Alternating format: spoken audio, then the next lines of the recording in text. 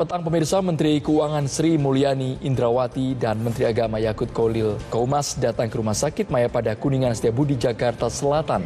Keduanya datang untuk menjenguk korban penganiayaan Kristalino David Ozora yang tengah dirawat intensif. Hingga hari ke-6, kondisi David sendiri belum sadar dari koma.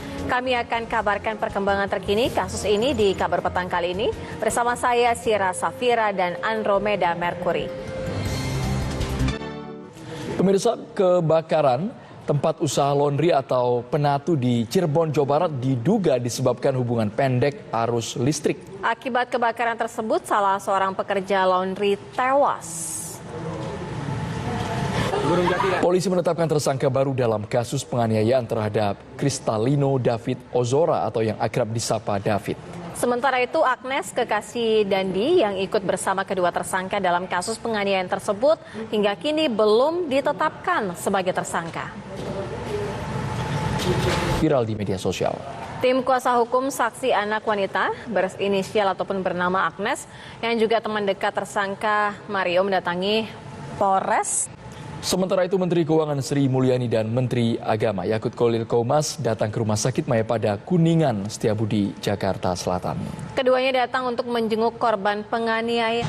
Bagaimana kondisi David saat ini? Kami ajak Anda bergabung bersama dengan rekan kami, ada Ikra Anggara di Rumah Sakit Mayapada, Jakarta Selatan. Pemirsa, kita ke informasi selanjutnya. 6 orang meninggal dunia dalam kecelakaan bus dengan sebuah mobil travel di Sumbawa Barat, Nusa Tenggara Barat. Seekor ular sanca ditemukan melilit di pompa air warga Kelapa II, Wetan, Ciracas, Jakarta. Pemilik rumah yang khawatir dengan keberadaan ular segera menghubungi petugas Sudin Penanggulangan Kebakaran dan Penyelamatan untuk mengevakuasi ular. Situasi keamanan di Wamena pasca kerusuhan yang menewaskan 10 orang saat ini mulai kondusif. Informasi selengkapnya kami hadirkan usai jeda. Di Hulu, ketinggian air di pintu air Manggarai hari ini berada di level normal. Pengangkutan sampah terus dilakukan di pintu air Manggarai sebagai upaya penanggulangan banjir. Pemirsa, situasi keamanan di Wamena pasca pembakaran dan perusakan beberapa fasilitas umum yang dilakukan masyarakat saat ini sudah mulai kondusif. Meski begitu, aparat TNI Polri masih terus berjaga di beberapa titik rawan. Bukan hanya di hari kerja, kegiatan atau safari para tokoh politik juga semakin intens pada akhir pekan. Di Jakarta, Agus Harimurti Yudhoyono atau AHY mengunjungi makam Kiai Haji Zainuddin MZ, sementara Menparekraf Sandiaga Uno menghadiri talk show bersama pengusaha wanita Indonesia.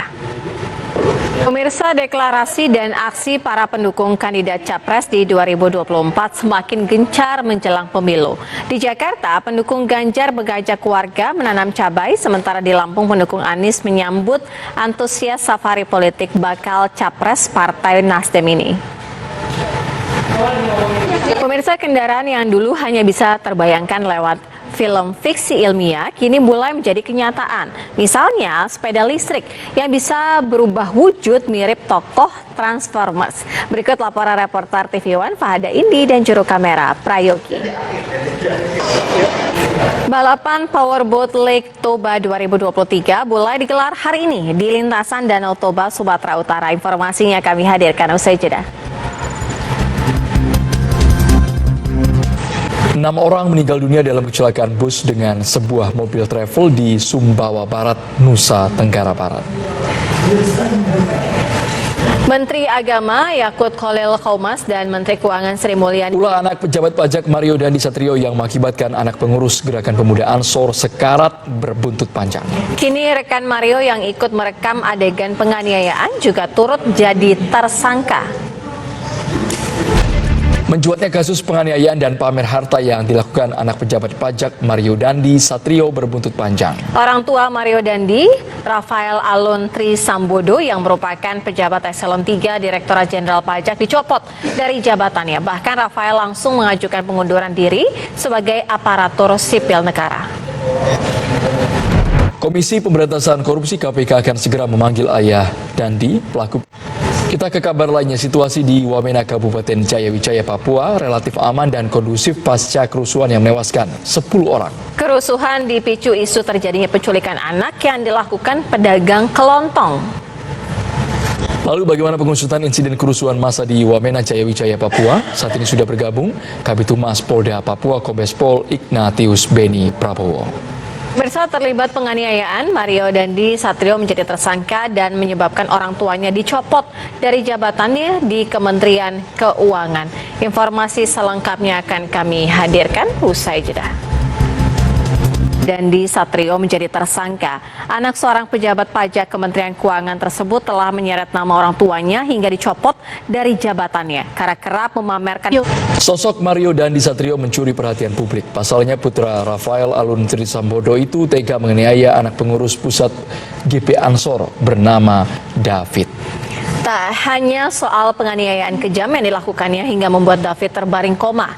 Pemuda berusia 20 tahun itu disorot publik karena aksi pamer harta alias flexing yang kerap dibaginya di media sosial, mulai dari menggunakan motor gede Harley Davidson hingga Jeep Rubicon, yang tentu saja menunjukkan betapa kaya keluarga David. Satu persatu jejak digital David dan keluarganya dikuliti warganet.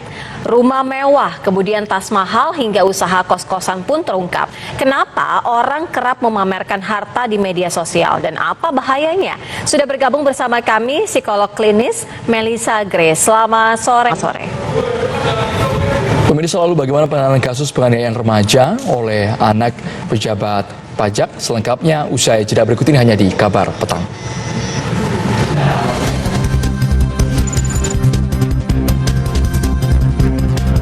Ke-10 event Indonesia International Motor Show tahun 2023 masih ramai pengunjung. Lalu seperti apa kemeriahan acara Indonesia International Motor Show 2023 pada akhir pekan seperti sore hari ini? Ada rekan kami langsung saja. Presiden Joko Widodo meresmikan tol Semarang Demak Seksi 2 Ruas Sayung Demak Kabupaten Demak. Jokowi menyebut tol sepanjang 16,01 km itu siap dioperasikan. Komisi Perlindungan Anak Indonesia KPAI turut menyoroti kasus penganiayaan yang dilakukan anak mantan pejabat Ditjen Pajak. Sesaat lagi hanya di Kabar Petang. Banjir yang merendam perumahan Puri Nirwana Residence Karang Bahagia Kabupaten Bekasi, Jawa Barat belum juga surut. Meski sempat naik karena hujan deras di hulu, ketinggian air di pintu air Manggarai hari ini berada di level normal. Pengangkutan sampah terus dilakukan di pintu air Manggarai sebagai upaya penanggulangan banjir. Akibat cuaca buruk, ratusan rumah di Subang, Jawa Barat terendam banjir. Sementara itu, karena hujan deras dan angin kencang, rumah seorang warga di Bekasi roboh.